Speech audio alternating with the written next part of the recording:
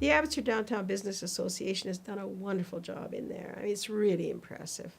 When I first moved to Abbotsford, that was a scummy, like Skid Row kind of place. But I really believe in a free market, and so I can't see how I can say to the owner of that old hotel, hey, that's part of the historic downtown, and I kind of like the looks of it, and I have a memory of having gone there,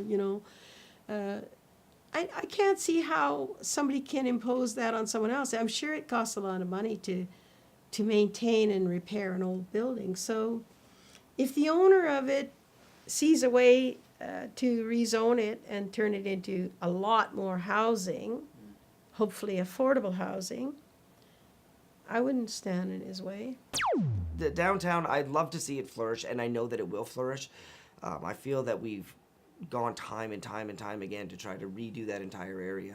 And, obviously we're at a point where we're going to probably need to build more upwards than we are outwards if we're going to not expand out of the ALR. And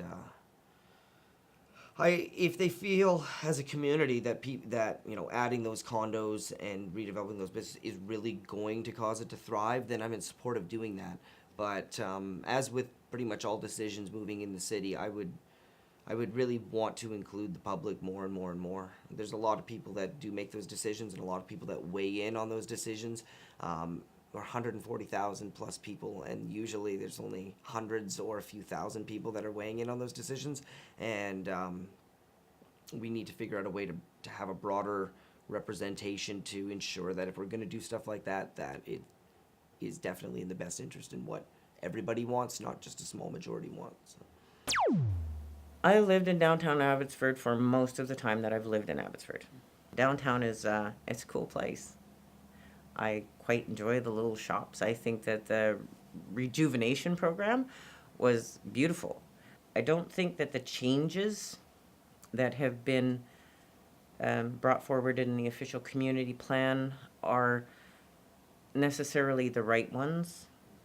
If you don't have affordable housing and you continue to build, it costs that very few people can afford to live in these developments, you create, again, a very broken society. Within the downtown, I think what they've got is a good start, and I'm a big fan of that area. I used to have my office for my accounting practice in the downtown. I eat at the bakeries. I shop at those stores. My campaign internet staff have their business in that area, so we spend a lot of time down there. What I see of the problems in the downtown is that once you get past about 4:30 at night, there's nobody there and there's nothing happening. And if you're to go during the middle of the day, there's literally no parking. Now, I realize the Downtown Business Association has a little bit of its own autonomy, and I don't speak on their behalf, and I won't pretend to, but my opinion is I think they should pursue even a little bit more of a Yaletown type solution. You want activity after hours, and you want parking. How in the world can you meet both those solutions? I would suggest some of the landowners should be looking at combining their pieces and perhaps building a little bit higher. Build some 14, 15-story towers, get lots of people living in the downtown. That will definitely open up the restaurants after hours. And rather than demanding amenity contributions from developers like parks, you demand and say, no, you want to do this, you want this rezoning, we're going to demand that you build 2 extra floors of underground parking, and that's parking for the community, for the retailers, for the shoppers, for the staff, everybody. You get an extra 200 parking spots per building unit, that would absolutely move the needle. And you might no longer have such a brutal time when you want to go down to Montrose and get some shopping done. 20, 25 years ago, you couldn't pay people to go down there. Well, that's an over-exaggeration, but I think the point I'm making is it was not something that you thought of investing in.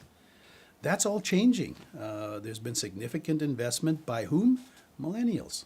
What we need there, though, is people, because there's not many people that live around the core, and that's about to change. There's, I think, 1,000 units or a little over 1,000 units, residential units that are planned or under construction already.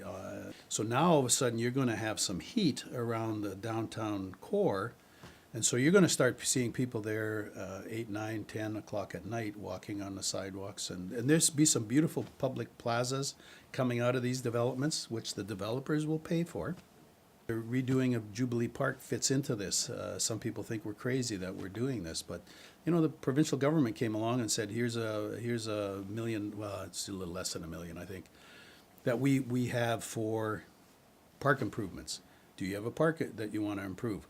Well, it wasn't really on our front burner, but when it comes and you have it in your plan, you say, okay, we'll add some money and we'll do it now instead of 4 years from now. So we moved that forward. But none of that can happen unless you have a plan. And this all comes back to foundational planning. It's not really sexy work, but it's very important work because the structure you build on that foundation is only as good as that foundation is. And if it's faulty, the structure is going to crumble over time.